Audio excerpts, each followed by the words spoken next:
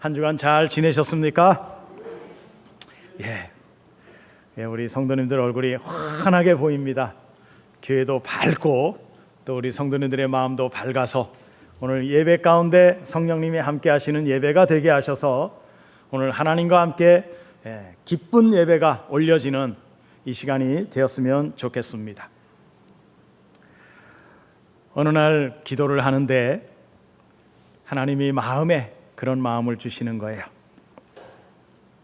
너는 믿음의 조상 사라를 아느냐? 그래요. 아브라함을 묻지 않고 왜 사라를 물었을까? 사실 여러분들도 알다시피 지금까지 신앙생활에 오면서 아브라함의 이야기, 사라의 이야기 아마 수천 번도 더 봤을 겁니다. 저도 그렇고요. 그런데 마음에 뭐라고 말씀을 하시냐면 그 말씀을 다시 한번 묵상을 해봐라 그래요. 그래서 그 말씀을 묵상을 하고 자세하게 보면서 깨달아진 게 하나 있었습니다. 사라는 아이를 못 낳았습니다. 아브라함과 결혼했지만은 하나님이 약속은 해주셨고 그랬는데 사라가 아이를 못 낳았어요. 그런데 하나님이 어느 날 찾아오셨습니다. 그리고 사라에게 언약을 하셨어요. 내년 이맘때 아이가 나오게 될 거다. 철석같이 믿었어요. 가나안 땅에 기근이 들어가지고 아브라함과 사라와 또 조카 이렇게 가나안 땅에 왔는데 실제적으로 가나안 땅을 보니까요 얼마나 땅이 황폐한지 그리고 기근까지 들어서 살아남을 방법이 없는 겁니다. 그래서 이 아브라함이요 생각을 어떻게 했느냐, 비록 하나님이 주신 가나안 땅이지만 우리가 잠시 뒤로 하고 애국으로 가자. 거기는 물도 풍부하고 먹을 것도 많은데 우리가 비록 여기보다 낫지 않겠나 이런 생각을 하고 아내를 데리고 간 거예요. 갔더니요 성경에 표현되기를 그 고관 대작들이 아브라함의 아내를 보고요 너무 예쁘다고 그러면서 정신을 못 놓는 거예요. 그래서 이 얘기가 바로 임금의 귀에까지 들어간 겁니다. 그런데 아브라함이 그 사이에 부인한테 이렇게 얘기를 하는 거예요. 사람들이 당신을 너무 예쁘게 보고 당신을 막 마음에 두고 있으니까 나를 남편이라고 하지 마라. 나를 오빠라고 해라. 그러면 너도 살고 나도 살지 않겠느냐? 이런 얘기를 하는 거예요. 그래서 서로 얘기가 됐어요. 그래서 그들이 호칭을 오빠, 그 다음에 내 누이야 이렇게 부른 거예요. 그러니까 겉으로 볼 때는 부부가 아닌 거예요. 그 바로 임금이 결과적으로는 이 사라를 데리고 와서 후궁으로 삼으려고 그러는 거예요. 큰일 나지 않았습니까, 여러분? 그런데 이 후궁으로 삼으려고 사례를 갖다 놓고 보니까 아는 게 아무것도 없어. 그래서 누구를 붙여줍니까? 하갈을 붙여주는 거예요. 하갈을. 여러분, 이 하갈이라고 하는 이름이 성경에 제시되어 있고 역사를 말하려고 그 이름을 기록한 건 아닙니다. 이 하갈은요 바로 여러분들 안에 있는 존재를 얘기하고 있어요. 여러분들 안에 하갈이 있습니다. 그런데 이 하갈은요 세상적으로 얼마나 뛰어난 사람인지 몰라요. 왕궁 예절에 대해서 애굽의 역사에 대해서 모르는 게 없습니다. 정말 모든 걸 다 감당할 수 있는 그런 여인이에요. 우리나라로 말하면 상궁 정도 되는 거예요. 그래서 모든 거를 다 예절을 갖춰서 이렇게 잘 할 수 있는 여자였습니다. 그런데 아브라함의 아내가 이제 바로 임금의 후궁으로 들어가서 지금 중전이 될 판인데요.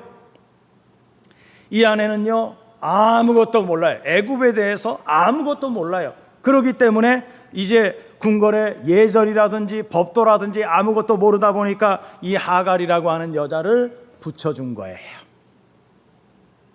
그런데 이 내용이 들통이 났어요. 누이 동생이 아니라 아브라함의 아내라고 하는 게 알게 된 거예요. 그래서 하나님이 바로 임금을 찾아와서 혼을 냈죠. 그게 깜짝 놀라서 아브라함을 불러가지고서 얘기를 합니다. 야 이놈아, 어떻게 그런 거짓말을 하느냐. 그래가지고서는요, 참 감사하게도요, 은금 보화와 그리고 아브라함에게 주었던 가축을 더 많이 줘가지고요 돌려보내요. 누구까지 포함해서? 하갈까지 포함해서. 그러니까 한 사람을 더 데리고 가나안 땅으로 다시 돌아온 겁니다. 그리고 10년이 흘렀어요. 주신다는 아이는 주지 않았습니다. 사라가 묘책을 생각해낸 게 있습니다. 아브라함의 몸에서 날짜로 하나님이 대를 잇겠다고 말씀하셨으니까 세상적으로 너무나 똑똑하고 세상적으로 너무나 잘 알고 있는 하갈을 아브라함에게 붙여주자. 그래서 아브라함도 오케이. 아브라함도 남자인가 봐요. 새로운 여자 붙여준다니까 왜 이렇게 대꾸 한마디 없이 오케이 그럴까요? 하여튼 어떻게 됐든 간에요, 오케이 해가지고요 하갈을요 아내로 맞이해요. 하룻밤을 잡니다. 그런데요 거기에서 아들이 나와요. 여러분 다 아시는 아들이죠. 여러분 신앙생활하면서 우리가 잊지 말아야 될 것은요, 하나님과 여러분은 언약 관계에 있다는 사실을 절대 잊으시면 안 돼요. 하나님과 나와 언약 관계가, 약속이 관계가 이루어졌다는 겁니다. 관계가 맺어졌다 하는 것은 관계가 되었다는 거예요. 그런데 우리가 그 이루어진 사실을 제대로 알지 못하고 세상적인 방법을 다 동원해 보는 겁니다. 그런데 사라는요 평생을 아브라함과 살아왔지만은요 아이 낳기가 너무나 힘이 드는 거예요. 왜 이렇게 임신도 안 되고 왜 이렇게 힘들어? 사라는 그런 경험을 지금 계속 하고 있는 겁니다. 그런데 여러분 보세요. 하갈은 어떻게 했어요? 하룻밤 자고 났는데요 아이가 생겼다는 거예요. 여러분들이 세상에 나가서 세상 사람들과 관계를 맺는 거요 어렵지 않아요. 얼마든지 관계성을 맺을 수 있어요. 세상적인 자녀 낳는 거요 어렵지 않습니다. 그런데 언약의 자녀 하나 나오기가요 얼마나 힘이 드는지 몰라요. 하나님의 말씀에 의해서 하나님께서 주시는 언약의 자녀 만들어내는 건요 결코 쉽지 않습니다. 제가 묵상을 하면서요 깨달은 바가 이거예요. 아 그렇구나, 하나님의 자녀 하나 만들어내는 게 이렇게 힘들고 어렵구나.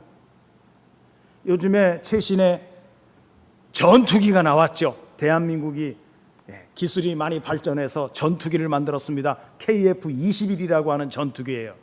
그런데 전투기도 전투기지만은요 전투기 조종사 하나 키우려면은요 돈이 얼마가 들어가는 줄 아십니까? 개인당 2조 이상이 들어간대요. 전투기 조종을 하는 조종사 만들어내는데 그렇게 많은 돈이 들어간대요. 여러분 하나님이 하나님의 자녀 하나 만들어내려면요 세상적인 금액으로 따질 수가 없는 그런 엄청난 시간과 엄청난 어떤 힘든 고생들이 들어가야 된다는 말입니다. 하나님은 여러분을 천하를 주고도 바꾸지 않겠다고 맹세를 했습니다. 여러분을 택했다는 거예요. 여러분 절대 이거 잊으시면 안 돼요. 세상에 어떤 천하를 주고도 바꿀 수 없는 존재, 그게 누구예요? 여러분들이에요. 아멘 안 나와요? 다시요. 천하를 주고도 바꿀 수 없는 존재가 여러분들이라고요. 하나님이 여러분들을 그렇게 택해 주셨다고요. 기독교는 여러분 종교인 것 같지만 종교 아닙니다. 기독교는 뭘까요? 아버지와 아들의 만남이에요. 잃어버렸던 아들을 다시 찾아내는 거예요. 하나님이 그 작업을 하고 계시는 겁니다. 그렇기 때문에 이거는요 선택사항이 아닙니다. 의무사항이에요. 아들이 아버지 찾는 거 의무이듯이, 아버지가 잃어버린 아들 찾는 게 의무이듯이, 우리 기독교는 그런 상황 속에서 관계가 맺어진 믿음의 삶이 되는 것입니다. 오늘 본문 1장 4절을 보세요. 저가 천사보다 얼만큼 뛰어남은 저희보다 더욱 아름다운 이 이름을 기업으로 얻으심이니 이렇게 말합니다. 오늘 본문 이 히브리서의 말씀은 아들과 천사의 차이를 말하면서 아들이 천사보다 더 뛰어난 건 뭐냐? 아름다운 이름을 기업으로 받았다는 거예요. 여러분, 주님의 이름이 아름답다는 얘기가 아닙니다. 주님 당시에 예수라고 하는 이름은 흔해요. 예수라고 하는 이름은 흔한 이름이었어요.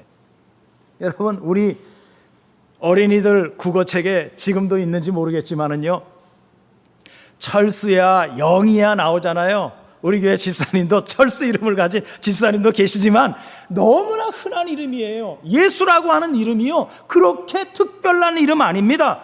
아주 흔한 이름입니다. 그러면 우리가 이 시간에 분명히 뭔가 깨달아야 할 것은 뭐냐면, 그가 어떻게 아름다운 이름을 얻으셨느냐 하는 거지요. 빌립보서를 보니까 이렇게 말하고 있습니다. 2장 6절, 그는 근본 하나님의 본체시나 하나님과 동등됨을 취할 것으로 여기지 아니하시고 오히려 자기를 비어 종의 형체를 가져 사람들과 같이 되셨다 그래요.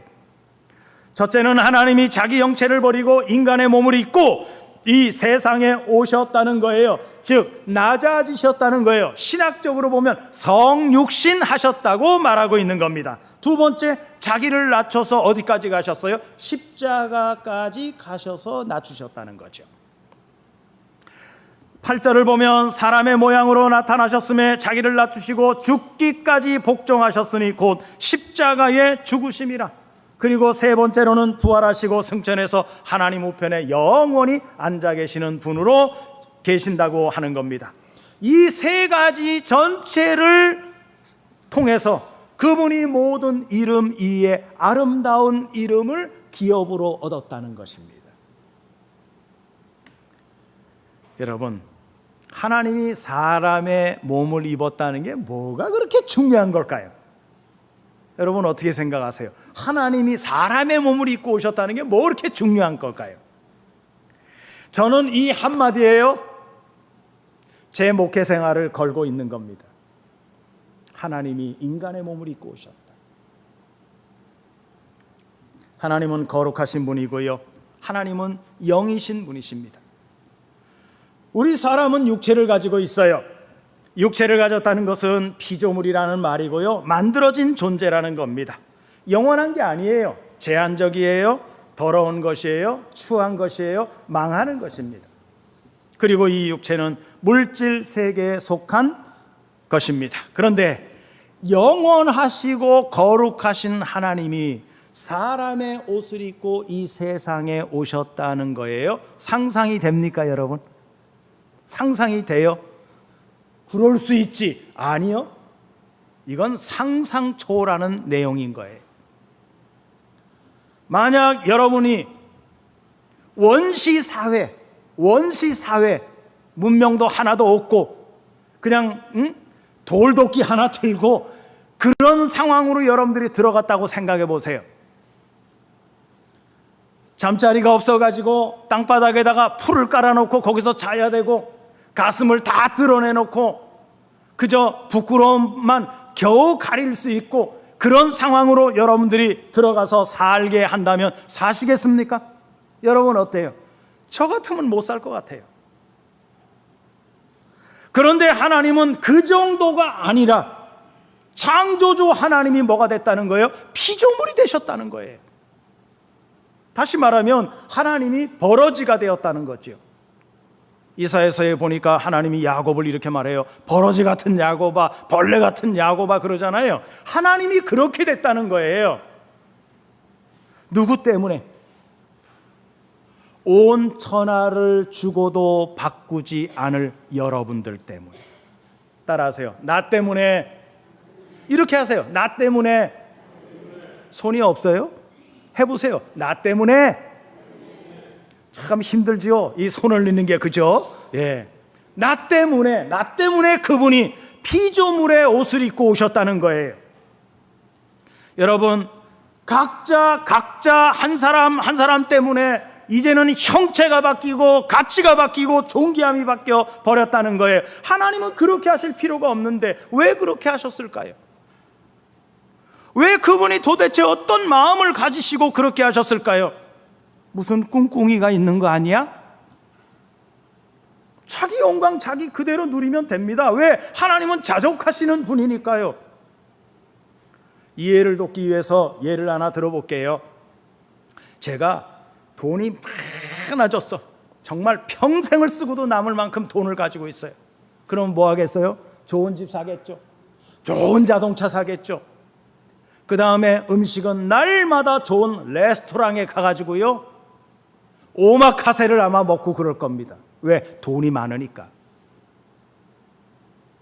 누가 인정해주지 않든 나는 그렇게 살 겁니다. 그렇다고 탓할 사람 아무도 없어요. 왜? 남한테 내가 피해 주는 게 아니고 내가 내 돈 많이 벌어가지고 내 돈 이렇게 풍성하게 여유 있게 쓸 수 있는 그런 사람이 되었으니까. 그건 어떻게 보면 자기 개인의 문제 아닙니까? 그런데 자기가 가지고 있는 이 개인의 문제를 다른 사람에게 알려주고 싶은 거예요. 나 이렇게 멋지게 살고 있어. 나 부자처럼 살고 있어. 그러면 어떻게 할 거예요, 여러분?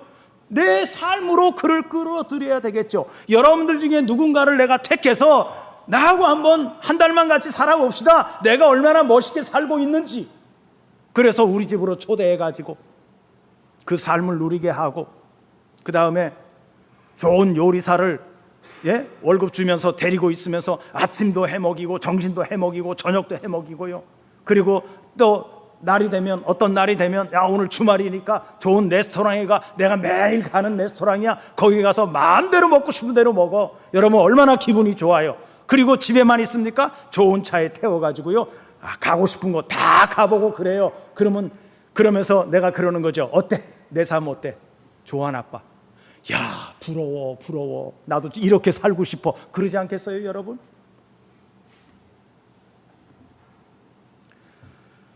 이렇게 사는 게 잘 사는 것이야 말해주겠죠. 그래서 하나님도요, 당신의 영광과 존귀함에, 당신의 영화로움에 어떻게 하시려고 그래요? 우리를 그 당신의 영화로움에 끌어들이고 싶어 하세요. 그런데 언어가 안 통해. 하나님이 그냥 말씀하시면 사람들이 못 알아들어요. 그래서 하나님께서 우리 수준으로 낮아지셔가지고서 이 사실을 보여주고 당신의 영광을 객관적으로 입증하기 위해서 사람의 몸을 당신 스스로가 입으시고 이 땅에 오신 거예요. 그게 예수 그리스도가 오신 거예요. 그 하나님이 누리시는 영화로움에 여러분들을 끌어들이시려고 그러시는 것입니다. 세상에 여러분 보세요. 어떤 종교가요, 교주가 영광을 함께 누리자고 하는 교주가 있습니까? 세상에 어떤 종교도 영광을 당신과 함께 누리자고 하는 교주가 있냐고요? 없습니다. 하나님 한 분밖에 안 계세요. 그래서 주님이 이 땅에 어떻게 오셨느냐? 오시고 보니까 사람들과 똑같은 모습으로 오셨는데 가난하지요. 별 볼 일 없는 것 같아요. 옷 입은 것도요, 제자들보다 못하게 옷을 입고 다녔어요. 주님은 이 땅에 오셔서, 그러나 모습은 그렇지만 어떻게 사셨어요? 하나님처럼 사셨어요. 치료도 해주시고 병자 고쳐주시기도 하고 마음이 가난한 자들의 마음을 채워주시기도 하고 하나님같이 사셨어요. 사람의 몸을 입고도 이렇게 살 수 있구나. 주님이 몸소 우리에게 보여주신 겁니다. 인간의 몸을 입고도 이렇게 살 수 있다는 거, 하나님처럼 살 수 있다는 거 보여주셔요. 그래서 육신의 몸을 입고 오신 겁니다. 두 번째, 육신의 몸을 입고 오신 목적이 뭐냐면 하나님의 동참할 여러분을 거기로 끌어들이려고 하는 거예요. 혼자서 좋은 차 타고 다니면 누가 뭐라 그럽니까? 혼자서 좋은 음식 먹으러 다니면 누가 뭐라 그럽니까? 내 돈 벌어서 내가 먹고 내가 잘 사는데 뭐라 그럽니까? 아무도. 그러나 혼자 그렇게 다니고 나니까요, 가치가 없는 거예요. 나만 좋은 거예요. 다른 사람들은 모르는 거예요. 여러분, 여러분이 하나님의 말씀으로 오늘 그걸 내 걸 만들어 가지고 하나님의 영화로움이 내 영화로움이 되어 가지고 세상 사람들이 여러분들을 바라볼 때 예수 믿는 사람은 저렇게 살아야 되는구나 라고 하는 것을 보여줄 수 있는 우리 성도님들이 되었으면 좋겠습니다. 예수 믿는 사람은 저렇게 사는 거야. 우리가 저런 모습을 본받아야 되지 않겠어? 이렇게 우리가 보여줘야 된다는 말입니다. 세상의 기독교인들이요, 금해야 할 게 하나 있어요. 그게 뭔 줄 아세요? 여러분, 입을 조심하셔야 돼요. 삶이 안 된 외침은요, 허공에 외치는 소리밖에 안 돼요. 말이 너무 많지요. 말이 많다는 얘기는요, 내 안에는 선악과로 충만하다라고 하는 걸 표현하는 것뿐이에요. 선악과는요, 따지는 거예요. 그리고 변명하는 거예요. 선악과 먹고 나서 하나님이 물으러 오셨어요. 아담아, 어디 있느냐? 너가 내가 먹지 말라고 하는 선악과 먹었느냐? 아니요. 저 여자가 나한테 줘서 먹었어요.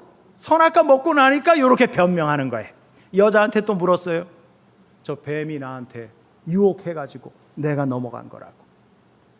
뱀한테 물었더니요, 뱀은요 변명할 대상이 없는 거예요. 그러니까 끽소리 못하는 거예요. 여러분, 우리가 함께 즐거워할 사람이 없잖아요.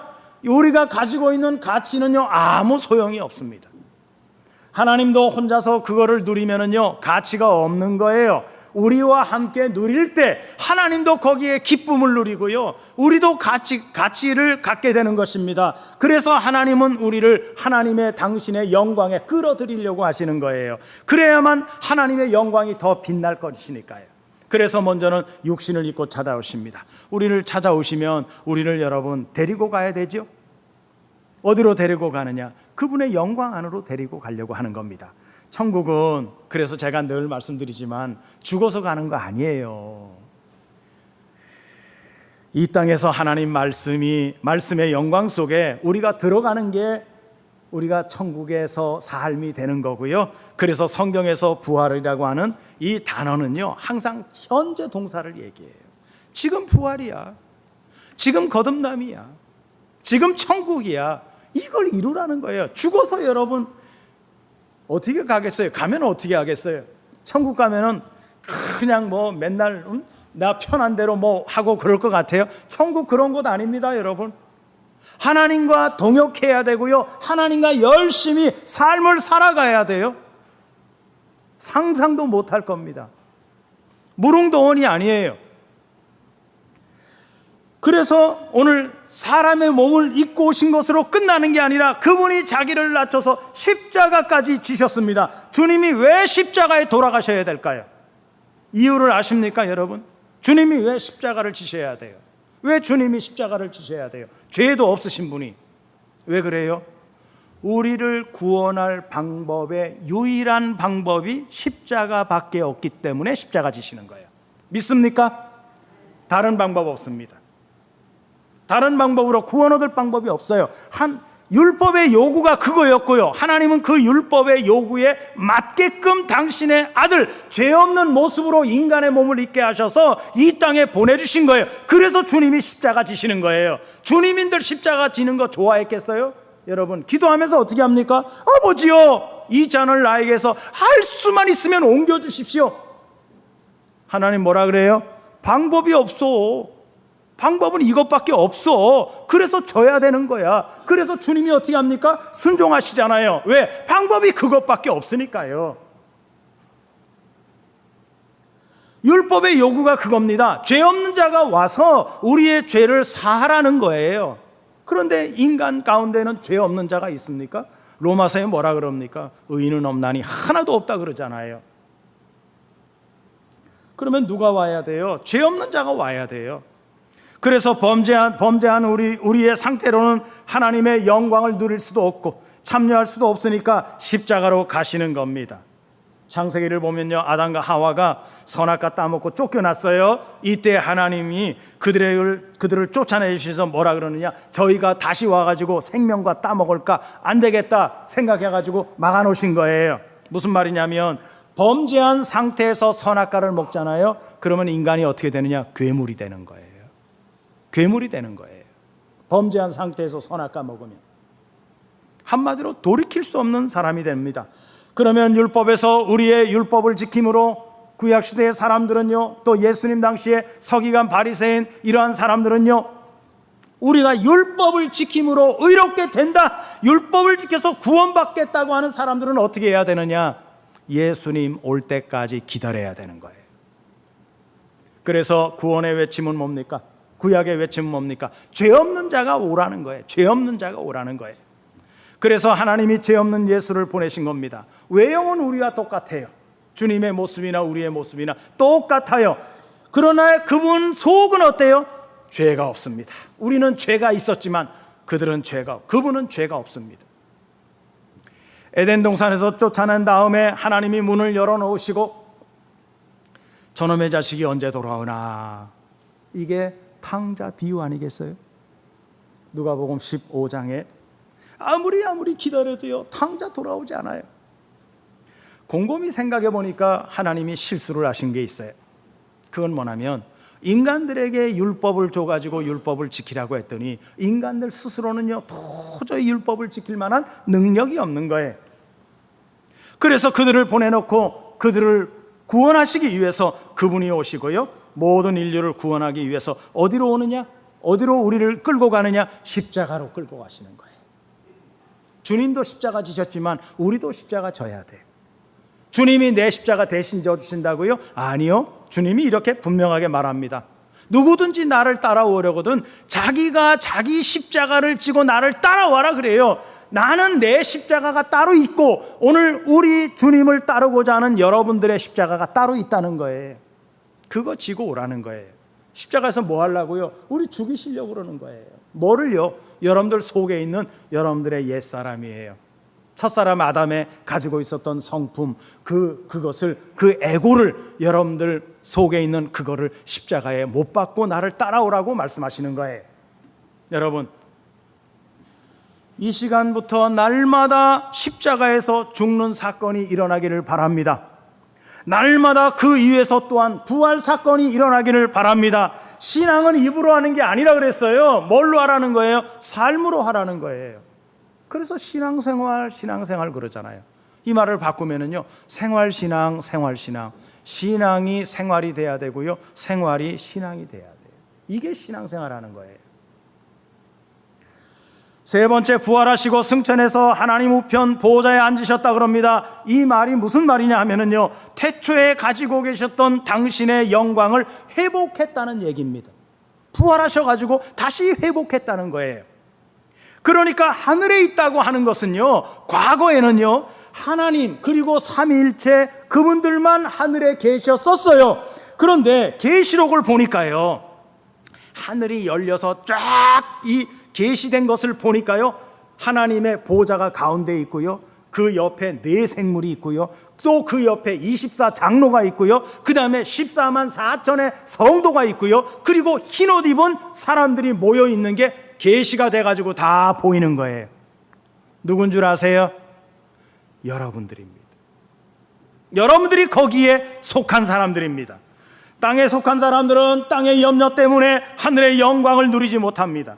여러분들은 하나님께서 이미 천사보다도 더 아름다운 이름을 기업으로 다 주셨고 우리는 받았습니다. 믿습니까? 아멘이죠, 여러분.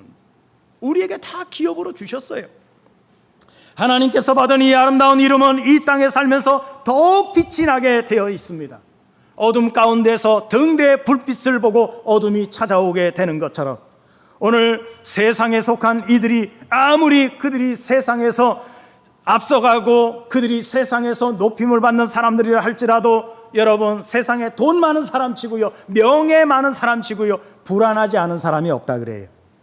혹시 내 돈 누가 가져갈까 봐, 또 내가 높이 쌓아놨던 명예 떨어질까 봐 불안함이 항상 있는 거예요. 돈이 있다고 평안한 거 아닙니다. 더 신경 써야 됩니다. 더 열쇠를 많이 달아놔야 됩니다.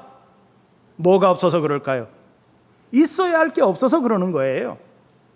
여러분 안에 하나님의 말씀이 충만하면 세상 부러울 것 하나 없습니다. 당당하게 여러분 살아가십시오. 세상 방법으로 살아가는 사람들이 아니잖아요. 하나님의 자녀들이 종처럼 하고 다니지 말라고요. 종이 주인이 되면 어떻게 돼요? 종이 안방 차지한다니까요. 처음에 말했잖아요. 그러니까 사라가 그 모습이 사라와 하갈의 모습이에요.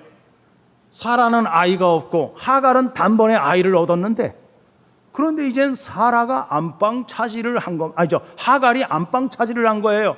사라는요 꿀먹은 벙어리예요. 아무것도 할 수 없습니다. 그런데 사라가 마침내 아이를 낳았습니다. 그러니까 사라가 어떻게 해요? 학대하기 시작합니다. 하갈을. 학대했다고 해서 폭력을 행사한 건 아니고요. 말로다가요 찰근 씹어가지고요 불편하게 만들어요. 사람이요 한 대 얻어맞는 건 편해요. 그런데 계속 알진 못하지만 말로다가 계속 사람을 패고 넘어뜨리고 그런 경우를 만나보면요 어때요? 늘 넘어지죠. 여러분, 여러분들 안에 있는 하갈은요 앞에서 말씀드렸지만 하나님께 하갈을 좀 어떻게 해주세요라고 하나님께 아뢰면 하나님이 어떻게 하실 것 같아요? 쫓아내주신다는 거예요. 쫓아내주신다는 거예요. 그래서 하갈과 이스마엘이요 쫓겨나왔어요. 왜? 사라가 하도 뭐라 그러니까. 그래서 하나님께 기도를 해가지고 하나님이 쫓아내주셨어요. 하갈이 나가서 이스마엘과 함께 술길 옆에서 앉아가지고 아들하고 이 엄마가 앉아가지고요 통곡을 하는 겁니다. 하나님, 나를 버리셨습니까? 아니, 난 너 안 버렸어. 근데 하나님이 이런 말씀을 하세요. 가서 너의 여주인에게 가서 복종하라. 복종하라. 여러분 안에 있는 하갈은요 여러분들 자체의 영적인 존재인 여러분들에게 복종하는 존재일 뿐이지 대드는 존재가 아니라는 거예요. 그래서 물리쳐 달라고 하면 물리쳐 주신다는 겁니다. 그런데 내 안에서 고집 부리고 이 하갈이라고 하는 나의 옛사람이요 자리를 떡 잡고 앉아가지고요 안방 차지하고 있는 거예요. 여러분 어때요? 보기 좋아요? 보기가 볼썽사납잖아요. 하나님께서 우리에게 원하시는 바는 이전에 너라고 하는 사람의 자체가 온전함을 가지고 영적인 존재로 바꿔지면 이전에 너를 주장하고 너의 삶을 인도했던 하갈이라고 하는 옛사람의 존재는 어떻게 해요? 쫓겨나가게 되고요 들어왔다 할지라도 너 앞에서 복종하게 될 것이다 라고 하는 것을 말씀해 주는 거예요. 그래서 하나님은 우리로 하여금 바른 길을 가시라는 거예요. 믿음의 길, 생명의 길, 말씀의 길, 예수 그리스도가 가신 길. 하나님이 그러시잖아요. 온 천하를 나한테 다 줘봐라. 내가 너하고 바꾸나. 안 바꾸신다는 거예요. 왜? 여러분은 그만큼 존귀한 존재라는 거예요. 하나님이 바라보는 그 가치성에 대해서 우리가 보답해야 되지 않겠습니까? 하나님이 오죽하면 하나님의 그 영화로운 가치성을 보여주려고 인간의 몸을 입고 오셔서 하나님의 나라는 이런 나라야, 하나님의 가치성은 이런 거야, 이렇게 보여주신 것처럼 우리도 거기에 보답할 수 있는 우리의 삶이 되었으면 좋겠습니다. 하나님은 우리 성도님들을 사랑하십니다. 믿으십니까? 사랑하신다고요. 여러분 사랑하신다고요. 정말 그 어느 것보다 여러분들을 사랑하십니다. 이 사랑의 끈 놓지 않으시기를 바랍니다. 그래서 새롭게 변화되는 우리 성도님들 모두가 되어주시기를 주의 이름으로 축복해 드립니다. 기도하겠습니다.